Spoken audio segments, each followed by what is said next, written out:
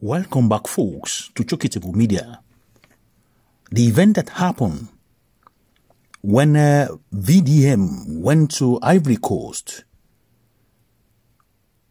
to investigate and inquire more about Nigerian girls trafficked to Ivory Coast in the name of getting a better life, landing a job that will take them completely out of poverty, promises that weren't fulfilled or that weren't real at all. The event, or this particular event, brought VDM down to Ivory Coast, and eventually he succeeded in the investigation. And at the end of the day, he himself, the Nigerian in the diaspora in Ivory Coast, the Nigerian embassy, and Earpiece chairman and director Onyema contributed, immensely so that the Nigerian girls transported to Ivory Coast could come back to Nigeria. And that's why I said this event will never go away. VDM has made a landmark with the support of the rest of the crew or the rest of the people that participated in making sure that this citizen of Nigeria were returned back to Nigeria successfully and peacefully. So and that's why it will be in the world record and it will be in the record in Nigeria. Even if the VDM did do more, again, this has been done and the whole world is saying this. It is barely, after he was released from EFCC custody for, alleged money laundering. So Rufai Hosseini was there also in Ivory Coast to, see to the process that we bring back all these ladies from Ivory Coast. And it was a successful one. So you will hear from Rufai Hosseini also his own assessment. And also Onyema, the chairman and the founder of Earpiece, and hosts a lot of others, even some Nigerian in diaspora over there also contributed. They put their own speech into this. This is very magnificent and it is very important if you know the problem associated with, moving people out of, to another country in the name of Japa. A lot of problems are there. So if you could understand, because what they used to promise them, the traffickers, what they used to promise all this, their victims, is that they're going to be, a lot more for them to hand outside. Whereas at the end of the day, there's nothing over there. Majority of them, ended up in prostitutions and the job that you wouldn't even, be able to see with a responsible person because they use them as a slave. Even some of them are even sold as a slave. And that is part of the thing associated with this. So, but the question is, who are we to blame here?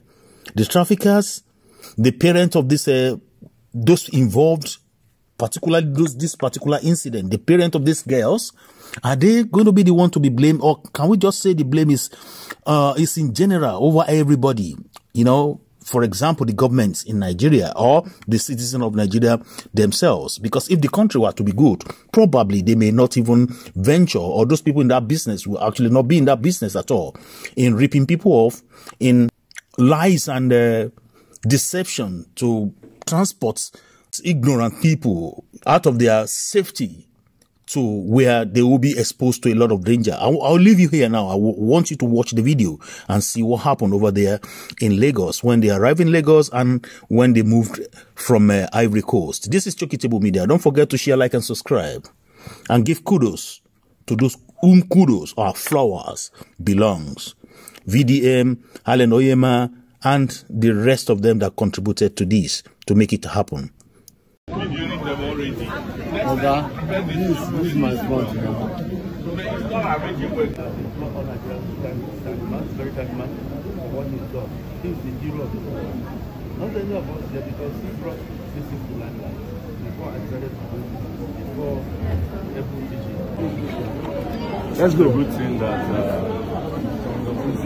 the ladies are back from Ivory Coast. I'll just go straight to the point. The problem is the borders are porous.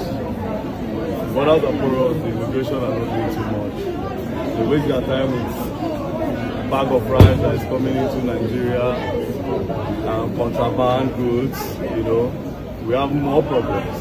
Because of the porousness of the border, you have insecurity in the country, terrorism and all. It's not only bag of rice. The immigration needs to expand. You know, expand what they do with their time. How come over 200, 500 girls are leaving Nigeria almost every day? You know, bringing them back is not the solution, but stopping them from going is the solution, right?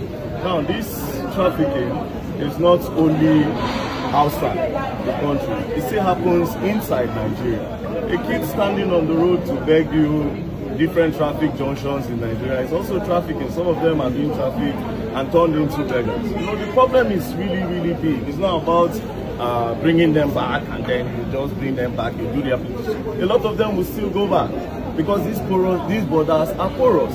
And again, a lot of families, you know, one of the methods they use, the president of Nigeria in Ivory Coast is going to throw a little bit of light, so please don't wrap up. I know you people don't have time. You throw some light, I'll give you the floor. You know, some patterns, these people have a lot of patterns that needs to be exposed. One of them, December, when some of all these big girls, big auntie that made it abroad, when they come back, they stay in those villages, they start spraying money. Then the mother of all these children, some of them will just say, how did you get this money? You know, from there, can you carry my daughter? Like that, they carry the daughter. So I know there's no time.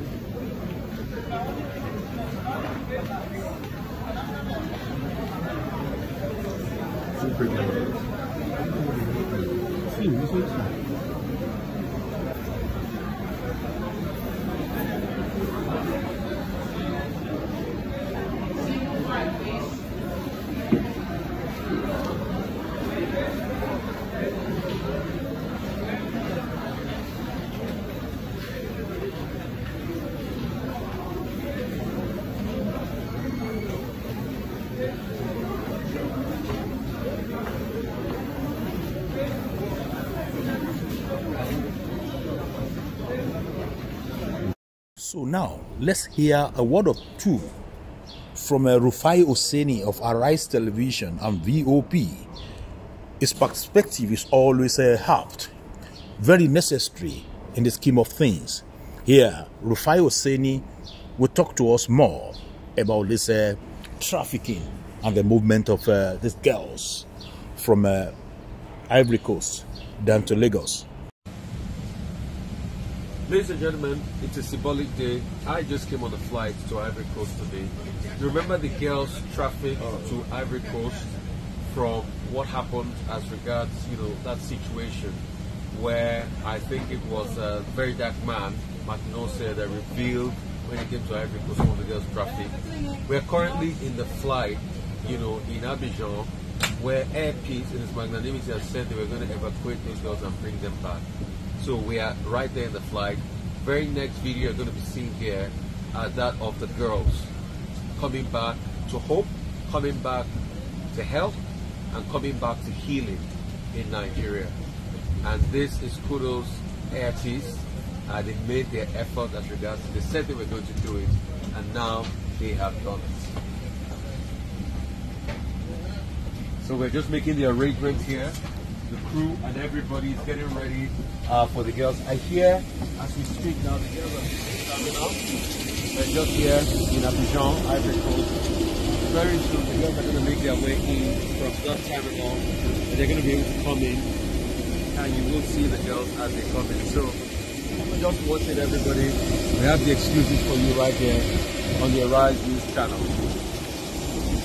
Thank you. Thank you for watching. If you're new to this channel, consider subscribing so you won't miss out any of our latest video.